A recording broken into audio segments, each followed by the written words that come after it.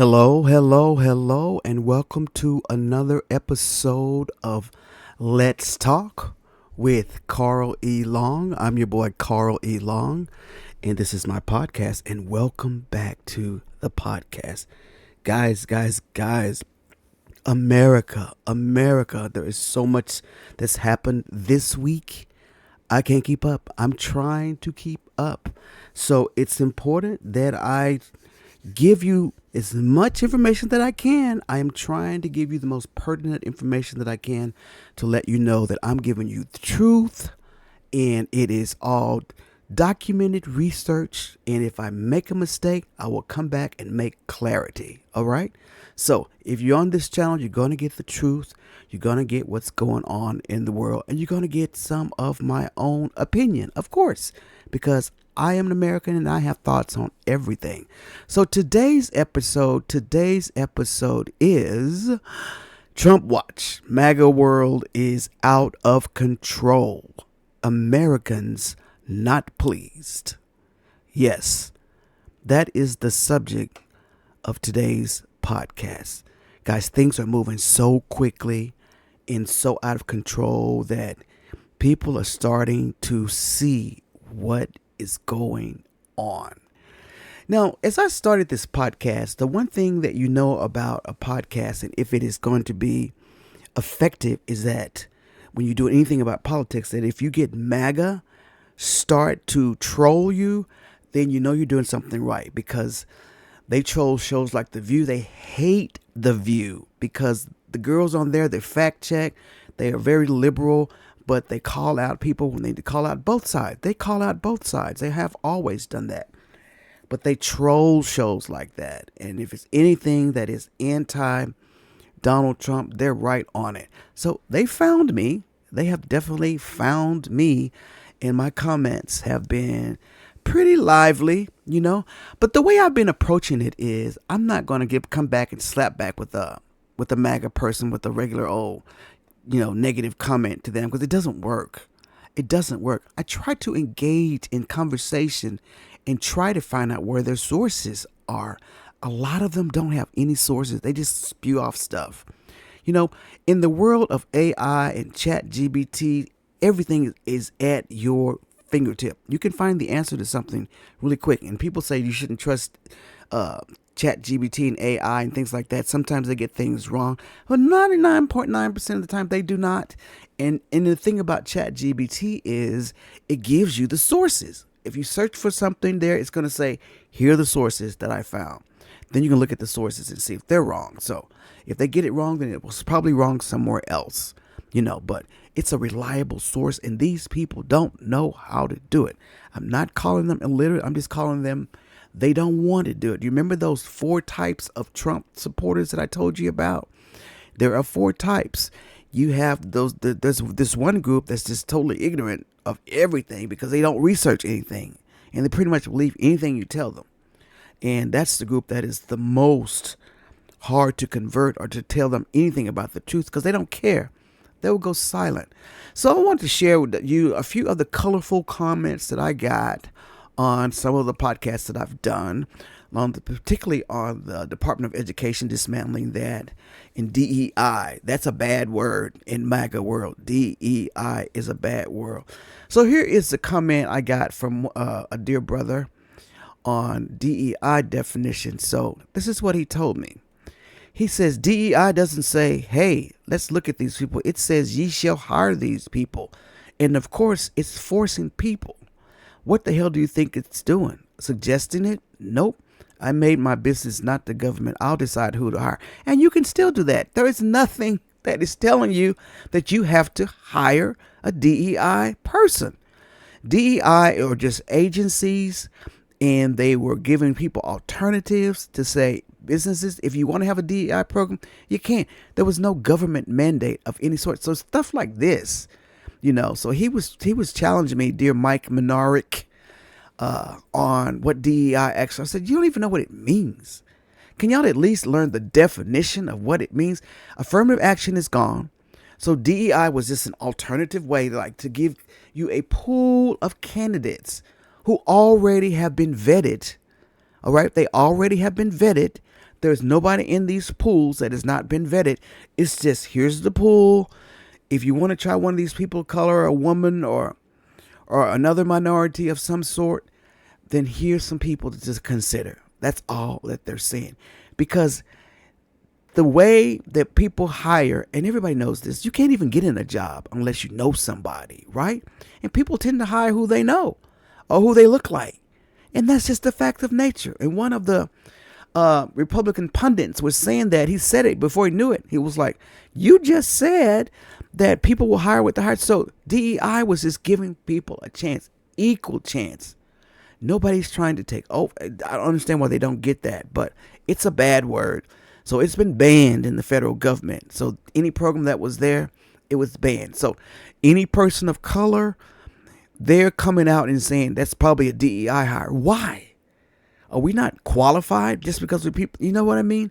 So that's gotten out of hand, but you can't get through to them because they will not research anything. So I tried to engage to see what he would answer, and this is what he came back with. So I kind of left that one alone. The next one here, this one was colorful as well. We were talking about, I said in one of my things that Joe Biden is my boy. Y'all, I was talking about how people discounted him, but Joe was doing things. He was packing those courts with judges. He was taking care of stuff before he left. He did a lot of work for us guys. And so I said he was my boy. And dear Bob Patterson replied, at Carl Edward Long, it's not what he did to me, but it's what he did to our country. I asked him, what did Joe Biden do to him? He said, if you can't see his attempt to destroy America and form a global world, you need help. Joe Biden was trying to form a global world. Have you looked at your person these days who's in bed with Putin, calling dictators and all sorts of things, trying to take over countries? Who's trying to form a global world? He's trying to take over Canada. He's trying to take over Greenland. He's renaming. And he said, this is Joe Biden. This is what he said. He said that. So I'm just like, where do they get this stuff?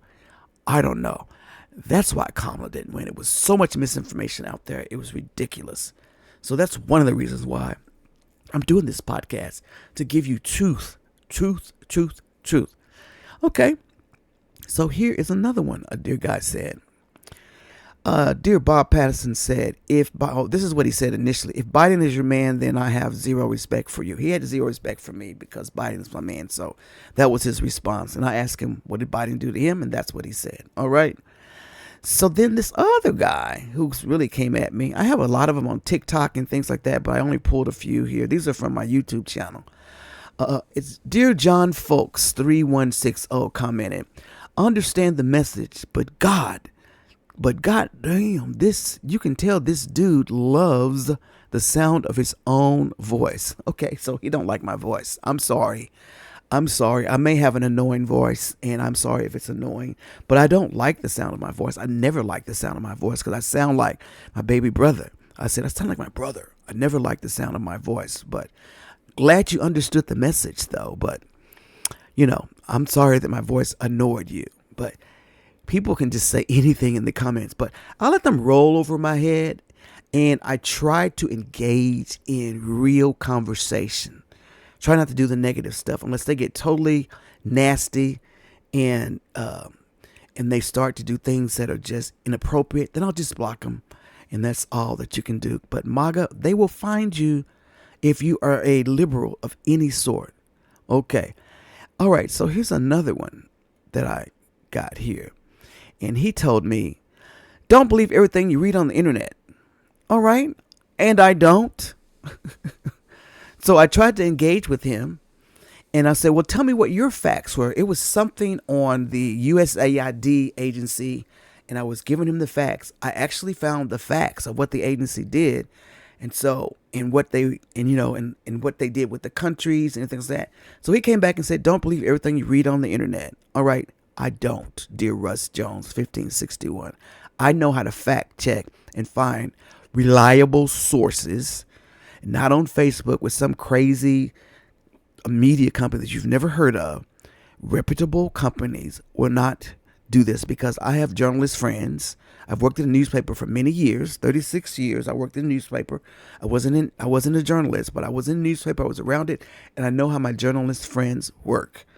They have to fact check. They have to have sources.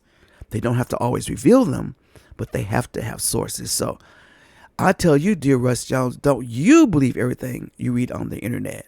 Okay, buddy? There you go.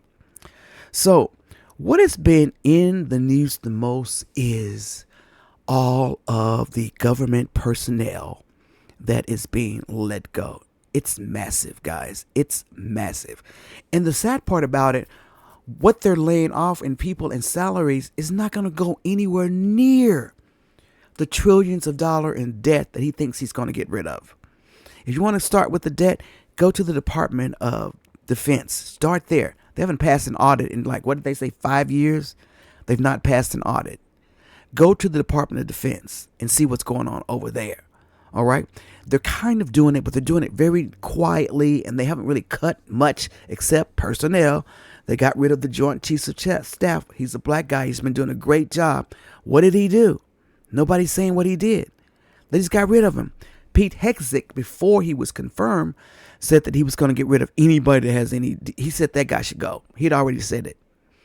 And at one point we thought he was going to keep him, but then Donald Trump chopped him for no reason. We don't know why they chopped him. He wasn't a DEI hire. The man has been in the military for many years. So this is getting crazy and crazier, guys. And the way that they're going about these cuts is just not humane. These are people with families, children. They don't know what's going to happen. A lot of them don't know what's going to happen. And yet they're doing this cutting, and it's not really doing much for the budget. It's unnecessary. Do I believe that the government has some waste and things that we can do? Yes, every company goes through that. Every company goes through budget cuts. They cut travel, they cut stuff. I mean, headcount is a part of it, but they're not even taking the time to understand what these people do. There was a Texas Ranger guy who was probationary. They're getting rid of the Texas Rangers in the parks and things. So he said the parks are probably going to end up being very well not maintained. But his particular job was he was a tour guide for a sacred Native American tour. I think it was in Iowa, somewhere like that. I can't remember. So of course they're going to cut that because anything to deal with nature, POCs, people of color, Native Americans have not been nice to Trump. They fought him on a lot of things. So, so there you go right there. So they're just going through, and I don't know what their method is of how they're selecting them, but it's not working. So do I think the American people understood when Mr. Donald Trump says that he's going to balance the budget and all this stuff, that it was going to be people? I don't think they understood, guys, because not only is it for everybody they're cutting are not all liberal Democrats. It's hitting home. It's hitting their homes. It's hitting their businesses. It's hitting their farms, their stores. There's everything. It's hitting. And now people are beginning to have people that they know that are getting laid off. And so now they're having issues. We tried to tell you guys. Project 2025 was there.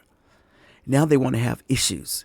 So one of the dear congressmen from, I can't think of his name right now, from Georgia, and I'm sure you saw this in the news, went home to his town meeting.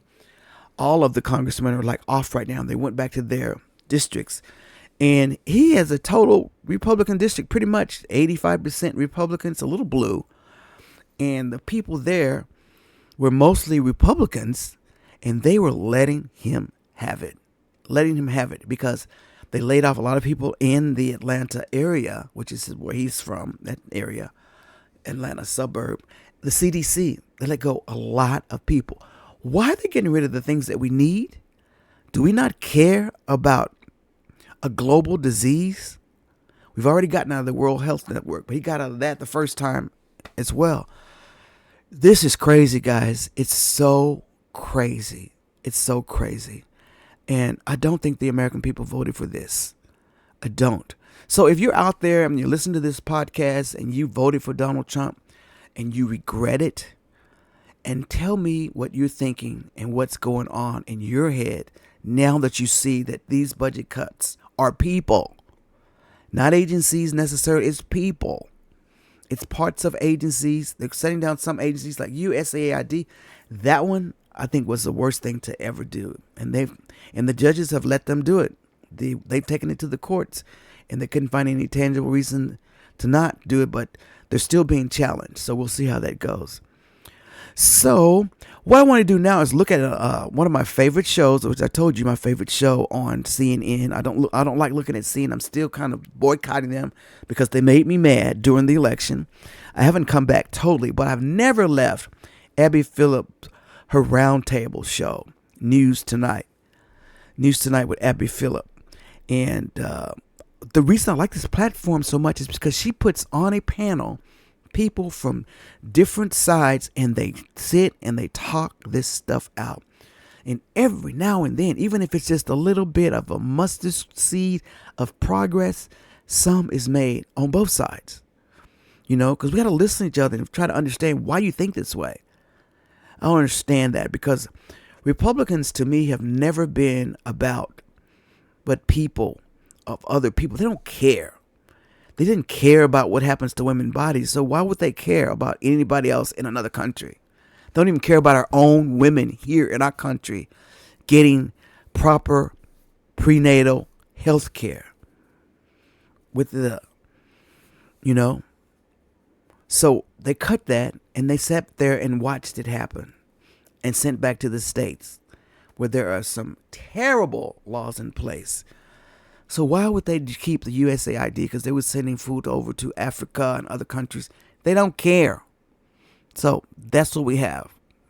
So I want you to listen to this exchange with Scott. But what I really want you to listen to is Mr. Wonderful from Shark Tank. He is a staunch Trump supporter. And what he says is just totally inhumane. And I just don't really like him anymore. I've just decided. So let's take a listen to this conversation on Abby Phillips' show.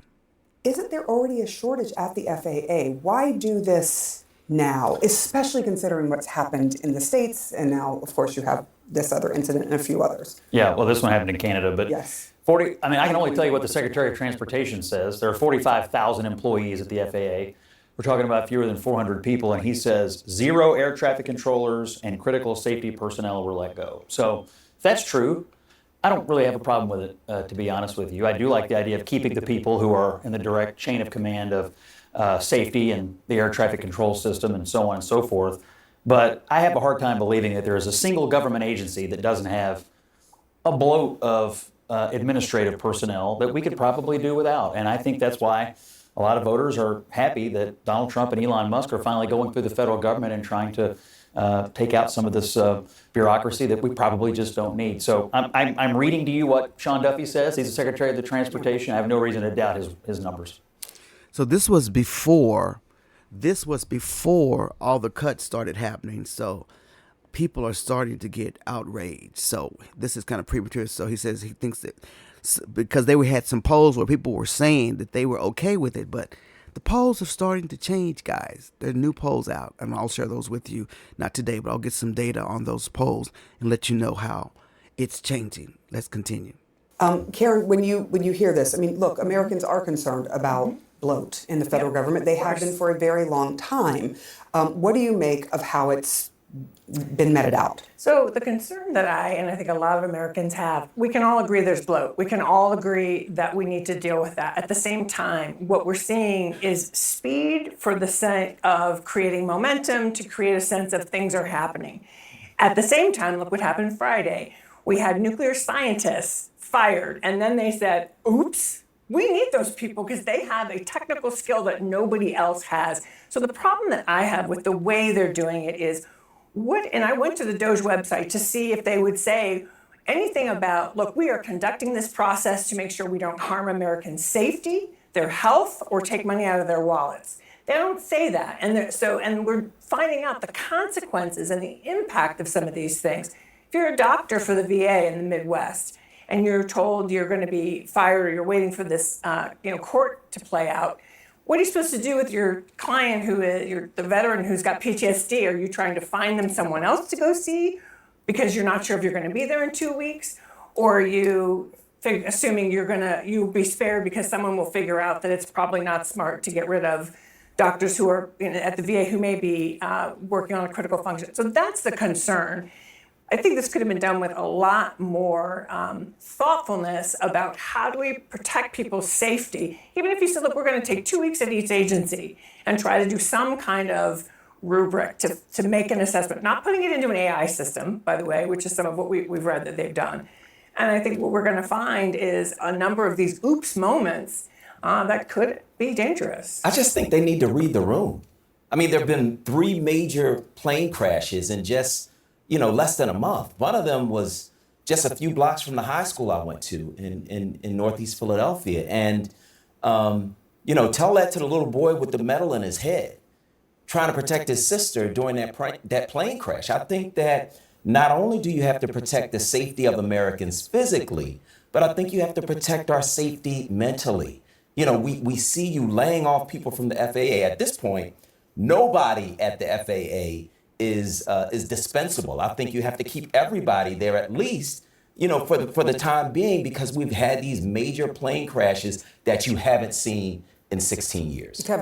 So why are they targeting the FAA? I don't understand that. The FAA is, we have shortages in FAA right now, air traffic controllers. Why would you cut that? This makes no sense to me. They have no method at all. I don't know who's making this, the little 19-year-old guys with the thumb drives in there, programmers. They have no idea what these people do. They're not even trying to figure out what they do. They're just cutting. Here we go. And the optics of this is what you're referring to. I think the issue is they're not whacking enough.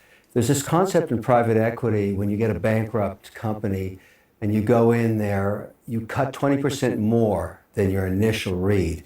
And then you find, like a pool of mercury, the organization gels back together again. Always cut deeper, harder when there's fat and waste. The FAA, it's not the people. The code is cobalt.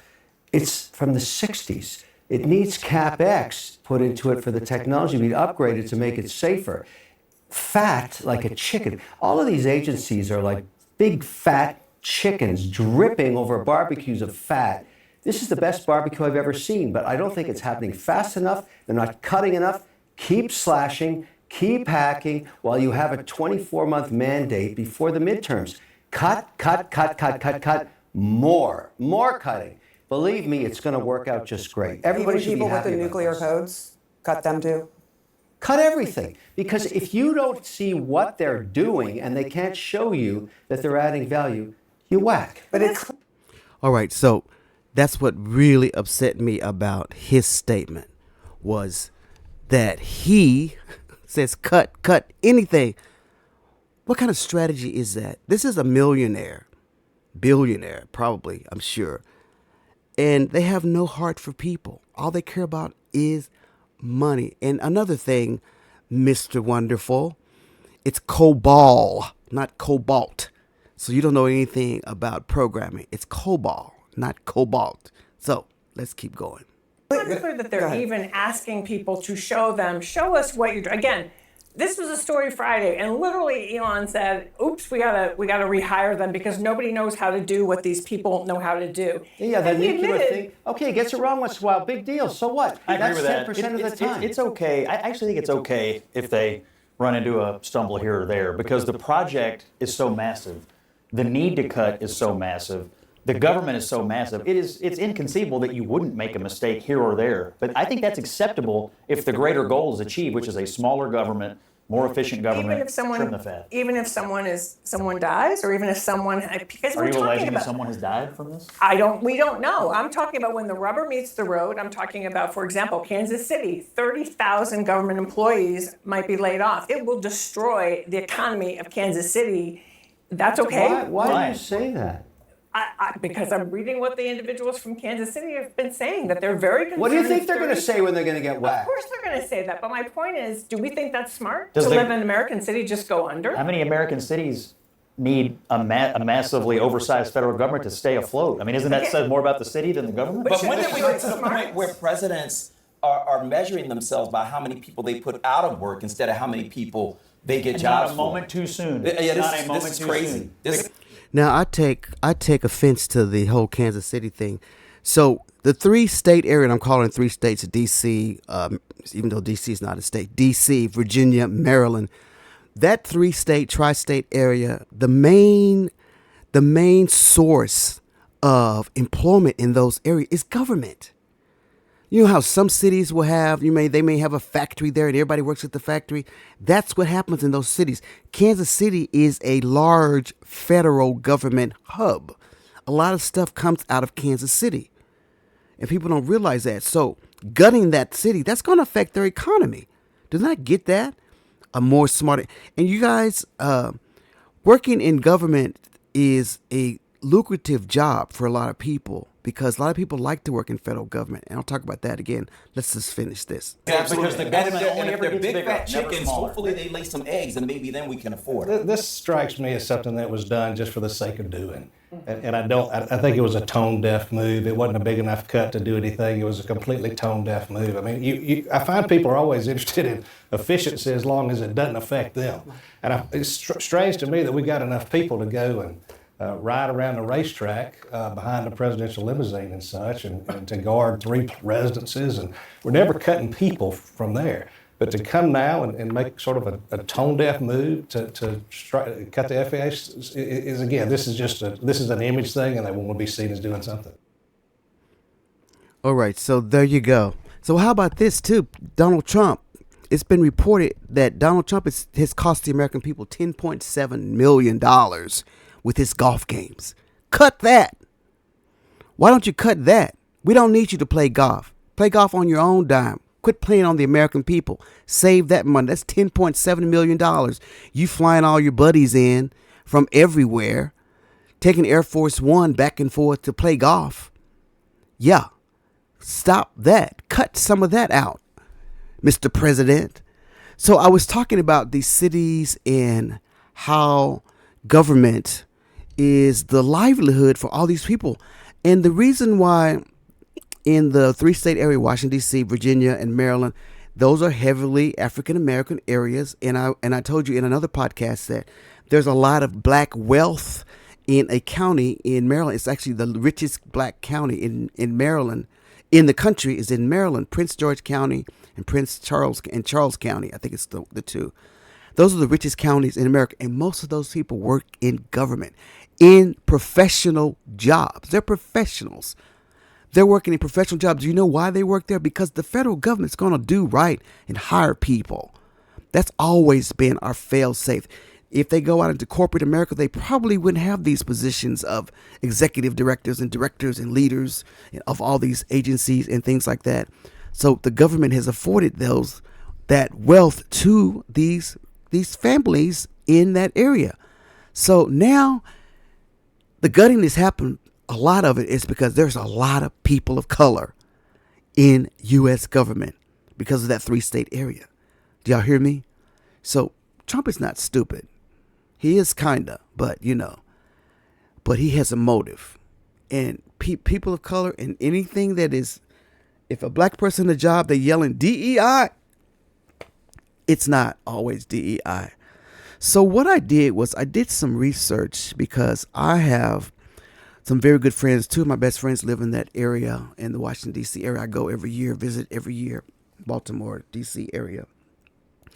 And a lot of them work in government. And so I just had to ask some questions of some friends to find out what's going on. So let me tell you about the Office of Personnel Management. Yeah, this is the Office of Personnel Management. The Office of Personnel Management is a federal agency that manages the civil service of the United States. It serves as the Human Resources Department for federal employees and agencies. Key roles: recruitment and hiring.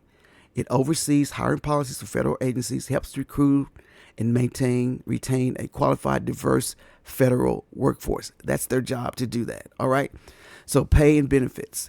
Administers federal employee pay, retirement benefits, health insurance programs, federal employees' health benefits, and FEHB. Manages federal retirement systems like the Civil Service Retirement and Federal Employees Retirement System. Policy and guidance. Policy guidance on personnel policies, workplace diversity, labor relations, performance management, or federal. This is stuff that all companies do. Background investigations, conducts security clearances, background checks for federal employees, training and development. So their mission is to ensure that the federal government has an effective civilian workforce that serves the American public efficiently.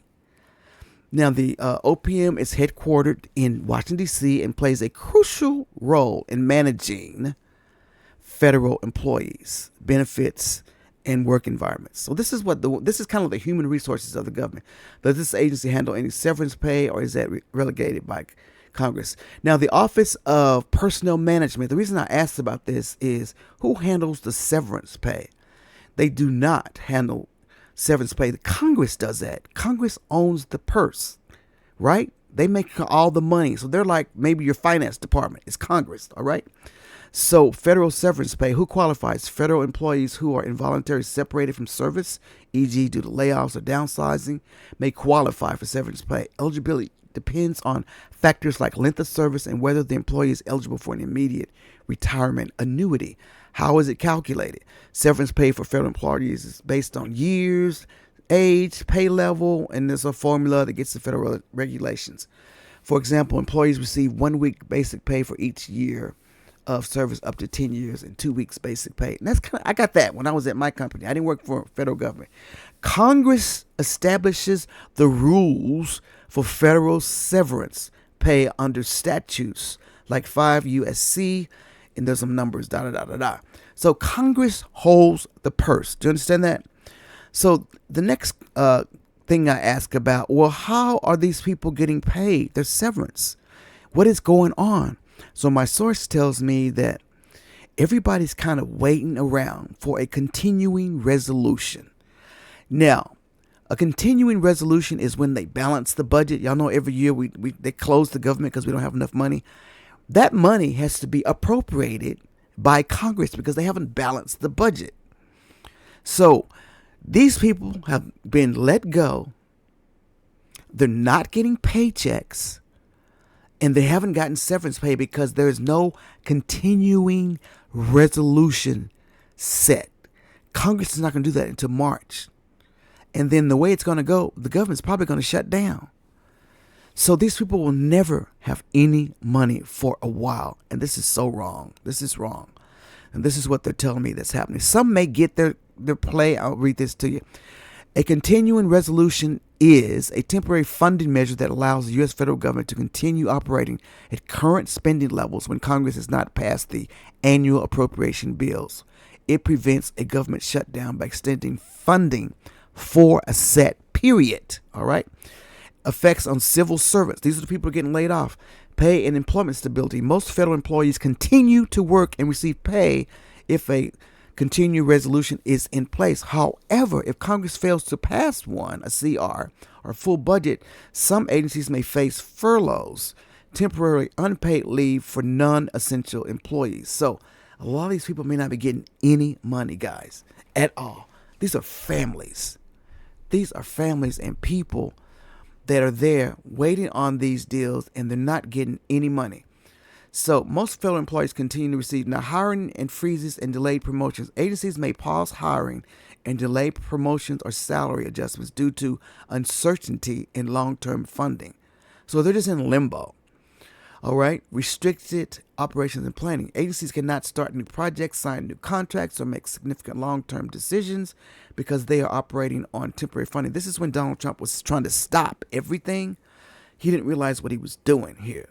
So it was going to mess up a whole lot of people.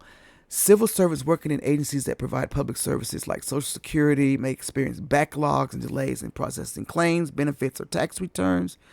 Reduced travel and training and travel. Many agencies may limit that. That's a good thing to cut. Travel, stop everybody from traveling for a little bit.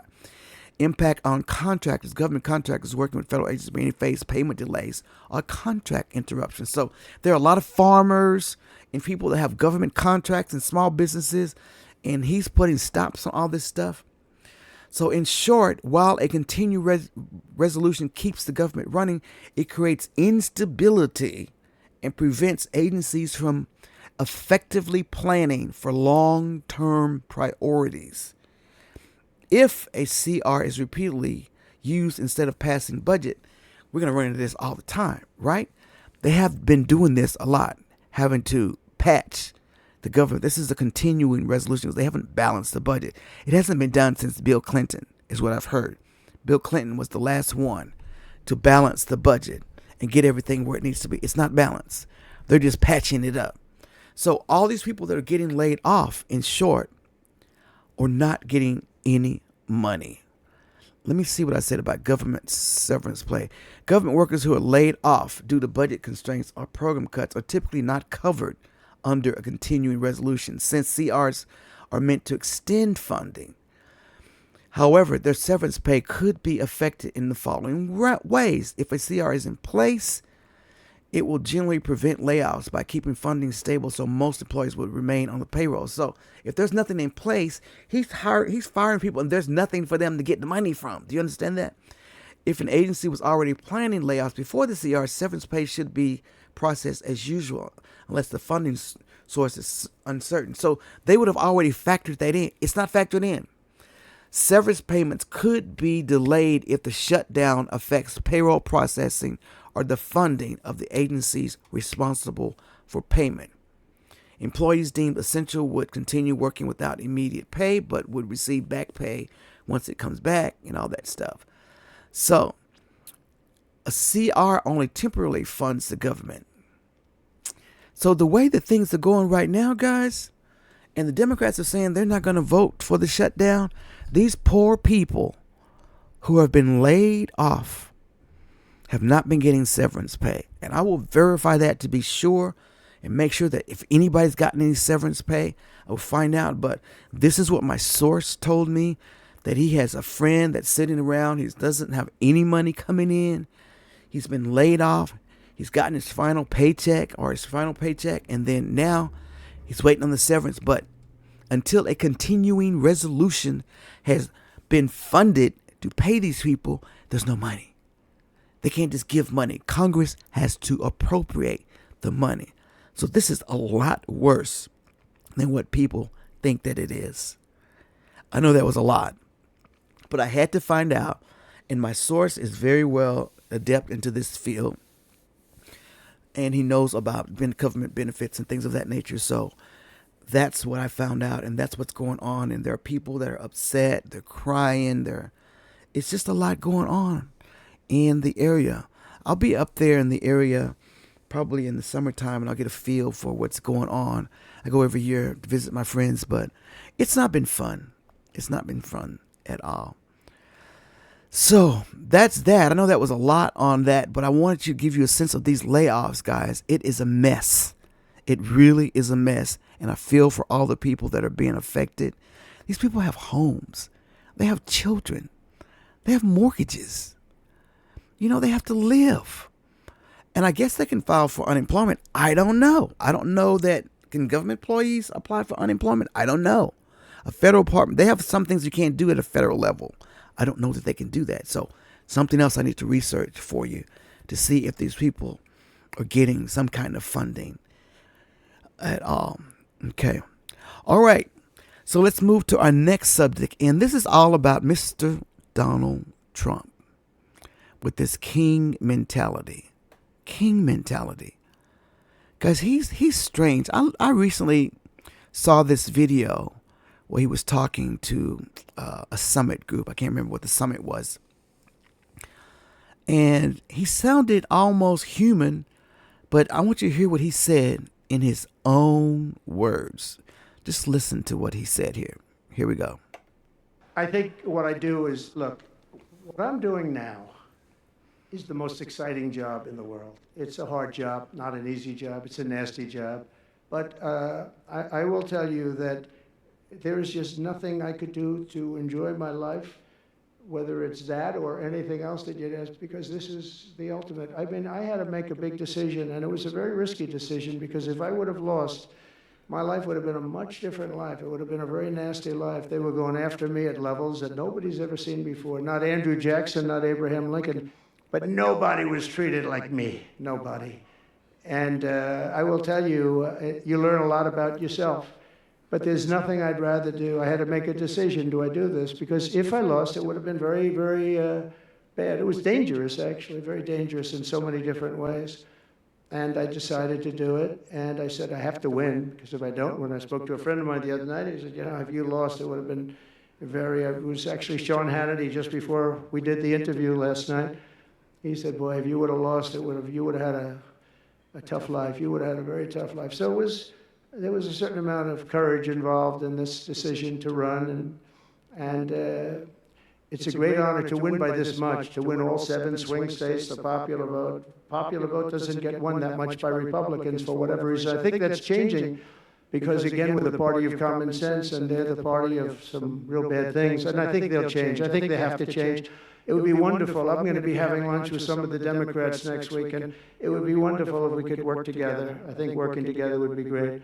But they have to change. You can't get elected on the programs that they want. And that's really what America wants to see. So there's nothing I'd rather do than what I'm doing right now. I wouldn't have run. If I thought Biden was doing a good job, if I thought I wouldn't have run. Because as I said, it was very dangerous to run in a lot of ways. In fact, my ear will show that. When you look at it closely, my ear, I have that throbbing feeling every once in a while. But it was dangerous in a lot of different ways. But he was so bad that I had no choice but to do it. If I thought he was doing a great job, I wouldn't have run, and I would be very happy.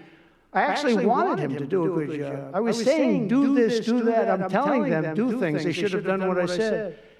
And but I would have been very happy not to have run, and frankly to have seen somebody do a good job. But our country was going to hell, and I really sort of had to run. Did you really have to run, Mr. President? The only reason you ran was to stay out of jail. Because look, listen to this is what dear Jack Smith said. However, Special Counsel Jack Smith said there was plenty of evidence to convict Trump in the 2020 election interference investigation, which was dropped after Trump won in 2025. His 137-page report implied it was likely Trump would have served jail time had he not been voted back into the White House. So what do you think about that? So hearing him in his own words, he almost sounded human for a minute. He almost sounded human for a quick second, because he was saying that he wished that he knew that if he didn't win, that he was going to be in trouble. He knew he was going to be in trouble if he didn't run. And that tells you right there, guys, this was never about the American people. What did he say first? He said that he had to run. And then he said he had to win. And that brings me back to my thinking. I have always thought, and I don't like to put conspiracy theories out there or anything like that, but I have always thought there's probably some funny business between him and Elon. I just don't trust them. Ain't got no proof. I'm not going to say anything, but I don't trust them. And I wouldn't be surprised if something happened. And dear Merrick Garland, I was so disappointed in him that he didn't, if he got something, he probably was too afraid or didn't think he could bring it through, and he didn't even bring it through. But it was just, if there was interference in our election and we ever found out, it's too late now because the dumb election was ratified. But did y'all hear that? In his own words, he said that his life would have been yeah. And we didn't do that to you, Mr. Trump. You have always been in trouble. You have always been in courts. That's your life. You made these things. Nobody asked you to do these things, cause an insurrection, harass women, and all these other things that you've done, your business practices. Nobody said that to do you to do that. Nobody made you do that. So don't blame it on the courts. There were juries of your peers that listened to the evidence and they said guilty. Now, if you don't trust the court system and people that sat there with the jury, then, that's why this is such a travesty that it was let go, because a jury found him guilty of those 34 counts. You know what I mean? Yep. And then this whole king mentality thing. And then this, he had a meeting with a lot of the governors. And I don't know if y'all have heard this, but listen to how he talks to the governor of Maine. Here we go. CAA has complied immediately, by the way, that's good. But I understand Maine, is Maine here, the governor of Maine? Well, are you not going to comply with it? I'm complying with state and federal laws. Well, we are the federal law. Well, you better do it. You better do it, because you're not going to get any federal funding at all if you don't. And by the way, your population, even though it's somewhat liberal, although I did very well there, your population doesn't want men playing in women's sports. So you better comply, because otherwise you're not getting any federal funding. See you in court. Every state, good, I'll see you in court. I look forward to that. That should be a real easy one. And enjoy your life after governor, because I don't think you'll be in elected politics. Every state has a responsibility to comply with Title IX. They have an obligation, a legal obligation, and will be enforcing aggressive. This is all about the transgender thing, because this is not even an issue. Of the 500 and however many transgender, there's not even any.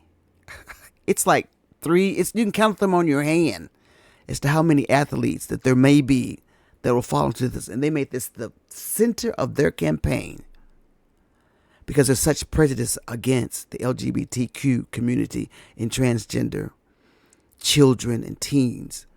This shouldn't even be a big issue. And so that's what that was about. He was telling her that in Maine, she says that they already have a law intact that covers that. And then his law can't supersede that. And it can't. That's why she said, see you in court. They have a law, state mandate in the state of Maine. I'll have to find out what that law is, and I'll bring it back to you. And that's why she said that. And it wasn't that she's just trying to buck what he's saying. So does that federal laws, a lot of federal laws do not dupe some of the state laws. It depends on what it is. So apparently she has something in place that she knows that she can keep. So she said, see you in court. I was really proud of her, because that's a Democrat. Everybody has to be scared of Donald Trump. Donald Trump. Dear Donald Trump. My God. So something that I said, and I probably wasn't clear about who can. I was saying if Trump were to go to Congress and try to get a third term in the Constitution, the president can only run so many terms based on the Constitution. And then I didn't make it clear as to how you can change an amendment. So changing an amendment in the Constitution is pretty hard. It's pretty hard. So I want to just go over that with you guys really quick here and tell you how you can change the Constitution. It's a hard thing to do. So here we go.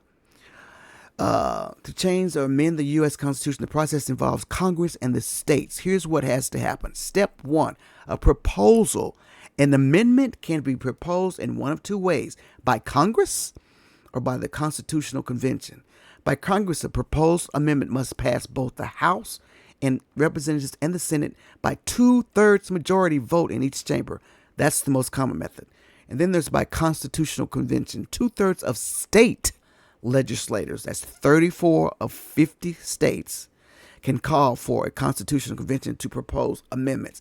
This method has never been used. All right. And then step 2, there's ratification. Once an amendment is proposed, it must be ratified in one of two ways: by state legislator or 3/4 of state legislator. Let me push this up a little bit. 3/4 of the states, 38 out of 50, must hold special ratifying conventions and approve the amendment. This method has only been used once to ratify the 21st Amendment, repealing prohibition. So the states wanted that liquor, okay? They did a convention and they got it done. Summary: 2/3 of Congress, 2/3, that's a lot of people, guys, must propose the amendment. 3/4 of states must ratify it. So that's a lot. This process is deliberately difficult to ensure only widely supported amendments are added to the Constitution. Wow. That's very smart, forefathers. Y'all did that very smart. I'm glad you did that because it makes me feel a little bit better about some of this stuff here. So, my next question was, has this ever happened? Has this ever happened? Let's see. Go look for it. Has this ever happened? Yes, let me pause it right here. Yes, the U.S. Constitution has been amended 27 times, so the process changing it has successfully occurred, though it's rare because of the difficulty. Here are some examples. The Bill of Rights in 1791, the first 10 amendments were added shortly after the Constitution was ratified, addressing individual rights and limiting government power. And then there's the 13th Amendment, abolished slavery, passed after the Civil War. The 19th Amendment, 1920, gave women the right to vote. And then the 21st Amendment, repealed the 18th Amendment of Prohibition. Okay, the 13th Amendment, let's see, what else? The 21st Amendment. And then let's see what we have here. So these are like big, giant things that have happened. The 26th Amendment lowered the voting age to 18, partly in response to the Vietnam War. So here's some failed attempts. The Equal Rights Amendment, that failed. It didn't pass in the states. And the other one was to make D.C. statehood. Those are two that failed. Yeah, the District of Columbia Voting Rights Amendment proposed in 1978 to give D.C. full representation in Congress. It did not get enough state ratification. So while it's happened, these are key takeaways. While it's happened 27 times, the process is intentionally rigorous to ensure, go up a little bit here, to ensure only amendments with widespread support are added to the Constitution. The most recent amendment, the 27th, was ratified in 1992, limiting changes to congressional pay. Okay, so that's it's pretty hard to get that done, guys, on changing the Constitution. So the birthright citizenship, although there's a lot to do, if he takes it through Congress, he knows he has to go through that rigmarole, all right? But it can still go to the Supreme Court, and they can actually interpret the law. So let me tell you what that. The Supreme Court cannot strike down a constitutional amendment as the amendment. However, they can interpret. This is critical in the challenge to the birthright citizenship under the Fourth Amendment. The 14th Amendment, ratified in 1868, includes citizenship clause, which states all persons born or naturalized in the United States and subject to jurisdiction thereof, that's the little thing that's going to get them, are citizens of the United States and of the state wherein they reside. The key phrase, subject of jurisdiction thereof, has been the focal point of legal and political debates, especially regarding children or of undocumented immigrants. So this could go to the Supreme Court, and they could come back with a ruling on the interpretation of the law. So, yeah, the court might decide whether the clause applies to children or undocumented immigrants or others in specific circumstances. So it's not going to just get undocumented. If you mess with that, it's going to get some other people, because the Supreme Court is going to have to be really, because there's going to be documented immigrants, the people that have had children over here, and it's going to get other people. The only people that are not considered, if they have a child, if they're a diplomat, that's not considered a citizen either. So they can reinterpret it. The court might issue a ruling that limits or broadens how the 14th Amendment applies. For example, they could reinterpret subject to jurisdiction thereof to exclude certain groups, effectively narrowing the scope of birthright citizenship. The amendment itself remains intact. The text of the 14th Amendment wouldn't change, only the application could be affected. And I told you how you have to do 2/3 and all of that. So that's what could happen, guys. That could actually happen. And we know what the Supreme Court is. Those are his boys. He got some boys up in there and a girl. So, there we go. Oh, well. Now, I want to talk about all of the Republican stooges. You know what? Here's something, guys, that Republicans are unable to do. Even with Barack, Joe, Bill Clinton, Kamala, if they were doing something wrong, I didn't have a problem with calling them out, my own people. A Republican congressman or senator will not even do it if it saves their life. They're so afraid of Donald Trump. It is ridiculous. And they're afraid, like he did the governor of Maine there. He told her he was going to take away her spending. He can't probably legally do that. He probably can't legally do that, but that's what she said, see ya in court. But you see how Donald Trump bullies them so bad. They're so afraid of him. I ain't afraid of him. And I don't think the Democrats are afraid of him either. I know Jasmine Crockett's not. She's not afraid of him at all. They're bullying my girl right now because she said something that kind of got out of context. We'll talk about that. But here's I want to let you listen to some of these Republican congressmen stooges is what I'm calling them, because they have no backbone, and I'm just done with all of them. The Senate and the Congress, all of them. There's not one out there that has got a conscience of what's going on. And the word on the street is, the truth on the street is, the Democrats will tell you in a minute. They tell us all the time they don't agree with that, but they will never do it in front of a committee or anything like that. They're never going to do it. They're not going to vote against him because they're afraid. They are afraid, guys. So, Mitch McConnell, the only reason why he's doing it because he's retiring. Do y'all get that? If they're outgoing, they'll do it. But if they're not, they won't do it. And that's so selfish. Liz Cheney gave up her whole livelihood for what was right. Adam Kinzinger, he gave up his. They stood for what was right. Sometimes you got to do that in life. In life. So here's stooge number one. We're listening. But I think that there's a lot of Americans who are supportive of this effort to clear up government waste, including members of Congress on both sides of the aisle. But there's also concern by how much access Musk and Doge staffers have to their private sensitive data. You're also on the House Oversight Committee, and given what we just talked about, Musk's investments with China and billions of dollars before the government, and now, potentially having access to all this private sensitive data and not having full transparency on what is happening with that. Yes, ma'am. What information do you actually have on what Doge is doing with that data? What are your questions? What do you want to know? Certainly, as a member of the oversight, you have some questions. Well, first of all, Elon Musk, when he owned PayPal, they never had a breach of security. IRS is a nightmare, ma'am. You have folks that still haven't gone back to work 3 or 4 years after COVID. As a United States congressman, I can write a letter of concern over a constituent of mine having a problem with the IRS, and it takes up to 6 months for me to get a response. Look, I'm not saying there's no problems with government agencies or the IRS. Hold on.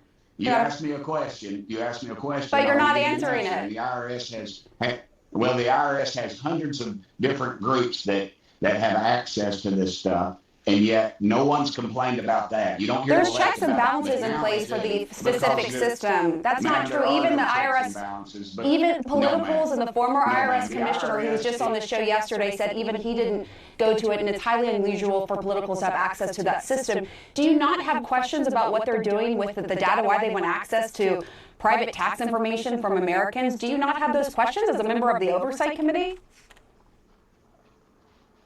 I have questions. The only reason you'd have questions is if you're doing something crooked. And you're going to see a lot of congressmen with red faces when they follow this paper trail back to members of Congress, ma'am. And that's the bottom line. Where were they fussing the last 3 or 4 years? I mean, we've had these groups different groups have access. Hundreds of different people have access to this that are nowhere in the scope of what needs to be. I want y'all to notice something in his background. He's going to talk about these 2 guns right there.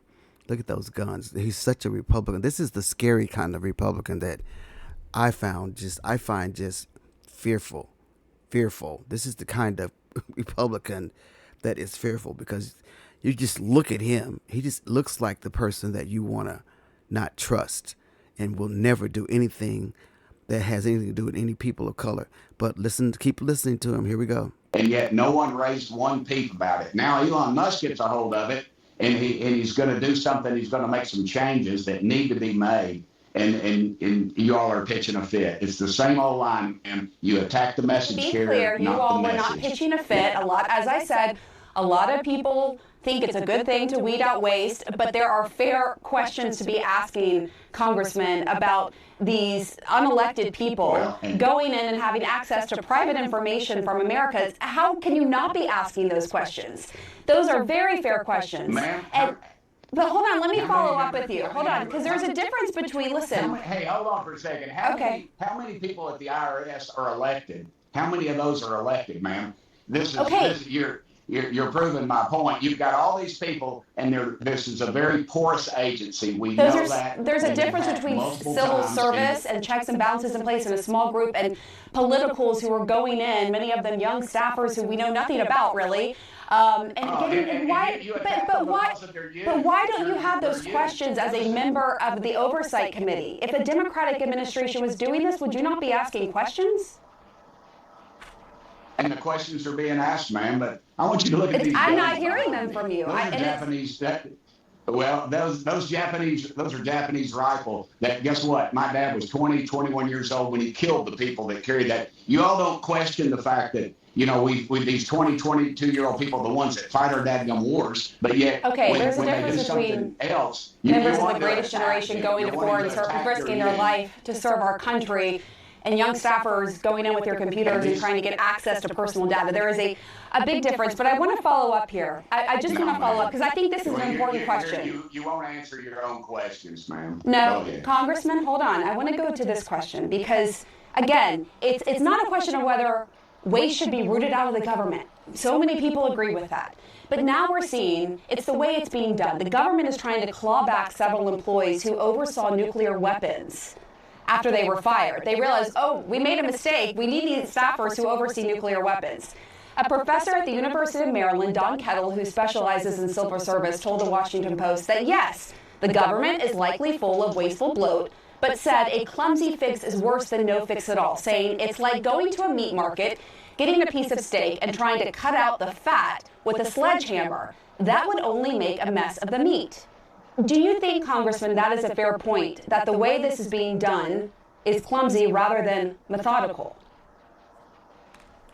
Again, you're upset about you're attacking the message carrier, not the results. You talk about nuclear secrets. You had a person who was in charge of nuclear secrets, a man who dressed up as a woman, would go into the airport and steal women's luggage, was overseeing those nuclear secrets under the Biden administration, and I never heard y'all say a peep about that. Again, man. I don't know anything about that. I'll be transparent. Elon Musk, you need to look it up. It's all over the internet. It's all over. He was uncharged. But the question is, this is unrelated to the people overseeing nuclear weapons being fired. And Elon Musk himself said, we're moving so fast, of course there will be mistakes. The question is, you know, some of these mistakes are really high stakes. Accidentally firing people overseeing nuclear weapons. Do you see that point?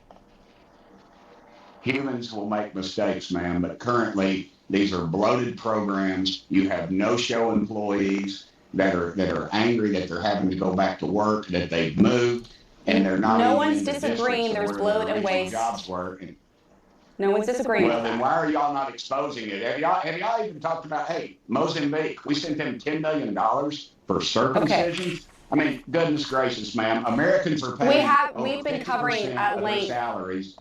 Where the money is going to. No, you haven't. All y'all do is run down Elon Musk and Donald Trump, and you continuously do this, and that's why your ratings are in the tank, ma'am. All right, Congressman Tim Burchett, we're going to leave it there. I do appreciate your time coming on and having this conversation. Thank you very much.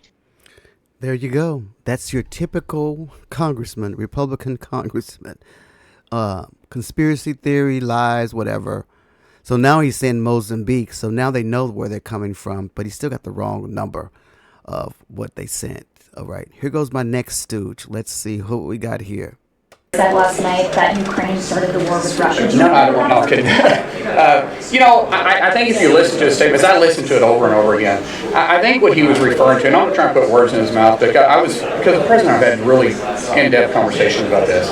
I think what the president was referring to is this war would never have taken place if he was in office, and he wishes that Zelensky maybe would have came to him first before the war started, because Zelensky had plenty of time. Here's where I disagree with the White House. To the extent that the White House said that Ukraine started the war, I disagree.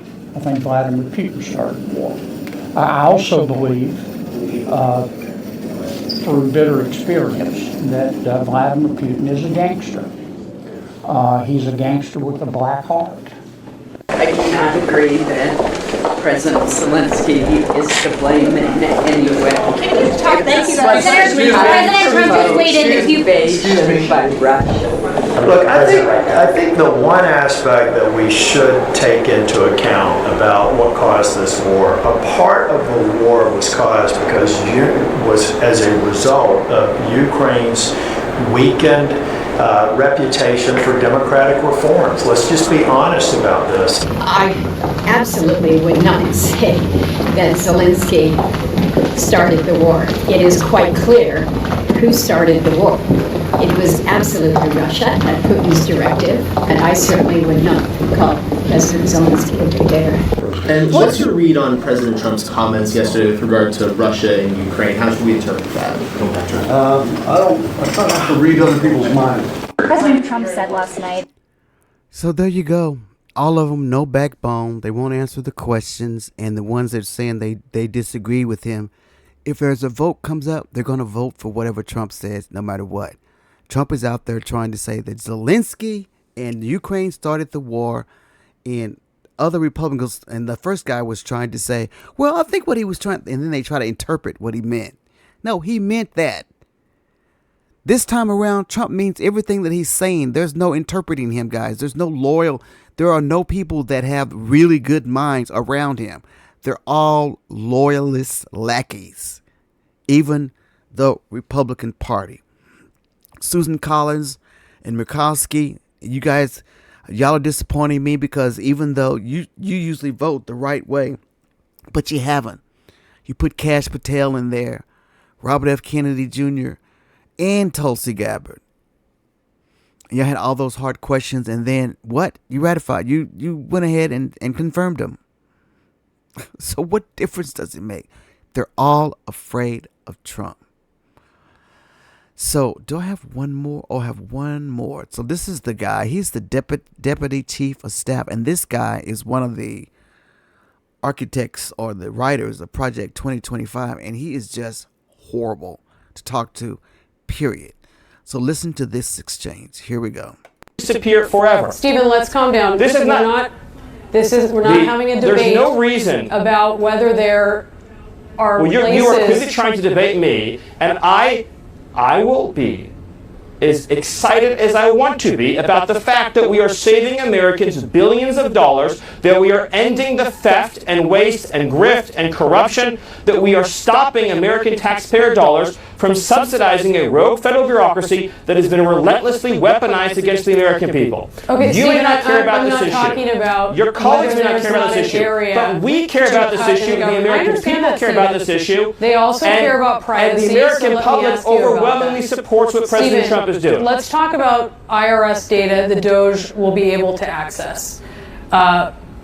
You have DOJ asking for access to the IRS systems. This includes the integrated data retrieval system. I know you've talked about this a little bit. Will DOJ employees be able to access individual taxpayer ID numbers and social security numbers? No. But also, keep in mind, you keep Will talking they be able about to DOJ access employees. taxpayer bank account information? They will not be able to access anything that any other appropriately authorized federal employee could access. When you keep talking about, quote, DOJ employees, you're just talking about federal workers. You're just literally talking about federal workers. Your question will be, can federal workers do their job? The job of the federal workers at the IRS is to prevent, well, I'm telling you that is actually what you are asking. DOJ is part of the federal government. It is a term to describe the employees of the federal government who've been tasked with anti-fraud and anti-corruption activities. Again, you may not consider it a scandal that millions of illegal aliens are accepting and receiving taxpayer benefits. You might not consider it a scandal that millions of illegal aliens have stolen Social Security numbers and are committing rampant I want to ask you about that. resources. You say that you're looking at widespread fraud in the IRS data, and you mentioned yesterday, and you mentioned again here, illegal immigrants who are getting child tax credits. Are you looking for that information in the IRS data? Anytime a crime is committed, of course there should be an investigation. Is it your position that if somebody who is Stephen, here are you looking for that criminally information in the IRS data? The federal government will find every illegal alien who is stealing American taxpayer dollars. And that's what Americans will you expect find that to happen. in the IRS I don't data even and fathom share the that with premise law of your enforcement? question. It's a simple question. Will you Anyone find that who is- information in the IRS data and share that with law If enforcement? IRS investigators find illegal aliens stealing taxpayer money, of course they'll be referred to ICE. The entire... Do you see that guy? He is so confrontational. All he cares about is there's illegal aliens. I want to see some receipts. I want them to show me how many they find, how much money, who are they? Are they really finding this stuff? Or are they just going off of conspiracy theory? We have not seen any receipts of all of this stuff. They're just telling us. And you go to the stupid Doge website, it's not telling you much of anything. So this is a farce, guys. It's a farce. It's embarrassing. And it's driving me bonkers that they're just in there like some unit that's taking over our government, which they have. Some alien unit, because these people are, oh my God, I can't see anything positive so far that's come out of this administration. Nothing. I'm sorry. I'm trying to find it. All right. So those are the stooges of the day from the Trump camp. Now, meanwhile, on the Democratic side, we've got D.L. Hughley calling out Trevor Noah because Trevor said something controversial and it kind of bounced back on Trevor. So here's what D.L. Hughley, who I love because he spends a lot of time working with causes and he gets the word out to our people, and people need to start listening to DL. He's a very smart guy. Here we go. Stupidest thing I've ever. And first off, I've heard enough from South Africans this year. That's enough. I'm not gonna. Between Elon Musk and Trump, I don't need to hear about race from two dudes from South Africa. I heard enough. Black schools and HBCUs and our system exists. And she could have said that virtually about every system that exists in America, from policing to banking to housing. Every single one is inundated with white supremacy. All of it. So, and the thing that I find that I resent the most is that our story always starts in the middle. HBCUs came as a result of what we couldn't have. Everywhere we live, every black neighborhood is where we were told to live. Everywhere. Even school, like they want integration some places. I bet you want it in the Super Bowl because without black people, that shit would be rugby. So it's an interesting conversation to have, except that I think the outcome, I mean where she lands is a bit disingenuous. It's specific. You can't just talk about education because the only reason you get educated is to indoctrinate yourself, is to be involved in those other systems.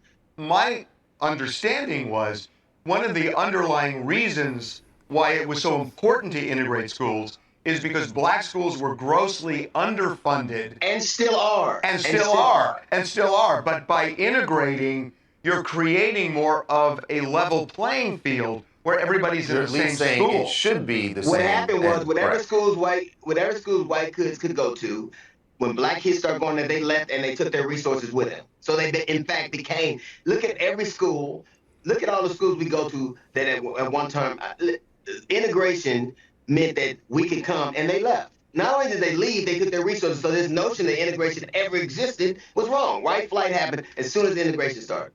And with them, they took their resources. So we still, in effect, have virtually the same thing. I remember vividly the early 60s and seeing, people getting beaten over the heads with batons. I remember Mississippi and Alabama, where they wouldn't let black kids into schools.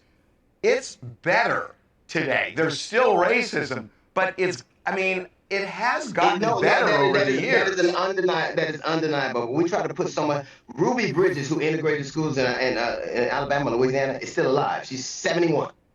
She's still alive. So what America tends to do is act like it's so long ago. Yes, they don't wear hoods and maybe they don't do the things that they did before, but some of it is still so entrenched, so some is so insidious that I think that people. This is my honest assessment of it. I don't think most white people agree with the motives of white supremacists and white nationalists. I don't think they like their words, but I do think that they agree with their goals, which is to keep white people in charge. I think that they don't agree with their motives. They don't might not agree with their terminology or their verbiage, but they most. There you go, DL. DL, he speaks his mind, but he does good research. He always speaks truth. And if he's wrong, he's going to come back and tell you. I love that brother. Love that brother and what he does for the movement. Yes. So the next one and my last one here is Dear Roland Martin. And he's calling us out. I'm talking us African Americans. He's letting us have it because a lot of us have, like the black females, they're still on break. They're not doing anything. And you got James Carville over there telling the Democrats, just be still and let them just put everything out and they're going to run over themselves. They'll destroy themselves. This method, I don't know if that method works. I go off the method of the word of God. Faith without works is dead. So you need to do something. So I guess what James Carville is suggesting is something. But he says we need to get out of their way and quit 911 and everything and just let them go through what they have to go through. But some of this stuff can be so permanently destroyed that you got to jump in, James. You have to. You can't just sit back. These lawyers and attorney generals and these lawsuits are coming quickly. And the American people are starting to get wise to what's happening. Because I don't think they realize, I'll say this again, that balancing the budget meant they were going to get rid of all these people, including you, MAGA people. Even dear Jesse, what's his name on Fox, who I can't even look at Fox, but he's such an obnoxious guy over there on. I mean, he was doing some crazy talk about DEI and letting people go and just being kind of fun with it and funny. And then when it got close to home, when a good buddy of his was let go out of the Veterans Administration, he's kind of thinking, well, we need to do more stuff. We need to really look into who we're letting go. So basically he wants them to look and make sure if they're a Trump supporter, skip over them. No, that's not how it works. If you're getting rid of a whole agency, you're laying off probationary people, and some of them happen to be your people, I'm sorry, they go too. So this is what's happening. So listen to Dear Roland Martin, and then we'll close this thing down for today. Roland, my boy, Roland Martin. I love his podcast. And this guy rides hard. He rides hard for the Democratic Party, on them and for them, which I love about him. Here we go. Roland. Bullshitting around on whether you can be on fucking TikTok while you're getting caught up in some bullshit housewife, while you're having your fucking MJ and LeBron debates on who's the GOAT. There is literally, as we speak, an entire focus to gut every single civil right and economic gain that we have had since 1964 because they are pissed with those three acts. They're pissed with the Brown vs. Board of Education Act. You have voucher bills that are being pushed in Texas and Tennessee and other places to gut public education. What we have to understand is there is a vicious assault to completely defund black. And he's aggressive. And he believes it. I believe it too. Because it's kind of erasing us. And how does Donald Trump think that we feel?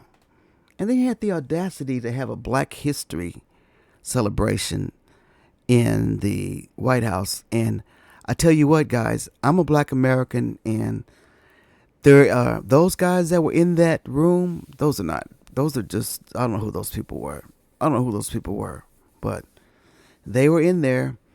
But wait a minute, Donald. I thought that dear Pete Hegseth, he banned Black History from the government, from the Defense Department. So why are you celebrating it? Who's in charge here? What is going on? What is going on? So guys, this MAGA is out of control. Every morning when I wake up, there's something on my phone and I'm going, oh crap. Oh crap. What is he doing now? But something tells me, and I don't know when or how, but Elon is not going to be happy with some things, and Trump is not going to be happy with some things, and they're going to run into each other pretty quickly here. Because I just think that that's going to happen. Because Elon Musk, when you look him up, he's got a really sordid life as well. Trump seems to always be able to surround himself with people that have junk. I mean, I can pull up every single person in his cabinet and find some junk about them. That's crazy. And I mean, it's either legal, they've been sued, or they've done some stuff or said controversial things. He surrounds himself people with those kind of people. So there you have it. All right, guys. So today, thank you so much for joining me for Let's Talk with Carl E. Long. And I hope you got some good things out of this one here. And I will continue to talk about and make sure you understand what is going on in our dear country and making sure that you get the facts on what's going on and what we can do about it so that we're not set here and we get thrown a gut punch and not know what's coming our way. All right? So have a wonderful day and a wonderful week. Until we meet again. Bye now.